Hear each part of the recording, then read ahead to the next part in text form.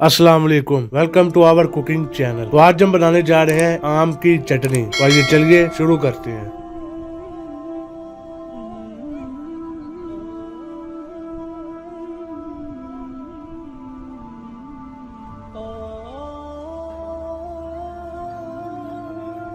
सबसे पहले एक पाव इमली है, इमली को इस तरह से काट लिया है। अब इसमें 1 गिलास पानी डालें। अब इसे दरमियानी आंच पर गलने दें। इमली हमारी गल चुकी है, इसके नीचे आंच बिल्कुल हल्की कर दें। अब इसमें 1 प्याली चीनी डालें या हस्बे ज़रूरत डालें।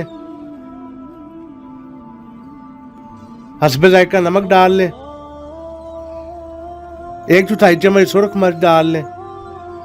कुटी काली मिर्च डाल लें आधा चम्मच। 1/4 कप सिरका डाल लें। अब इसे दोबारा हल्की आंच पे 20 से 25 मिनट तक गलने दें। 20 से 25 मिनट तकरीबन पूरे हो चुके हैं। अब इसे इस तरह से थोड़ा थोड़ा मैश कर लें।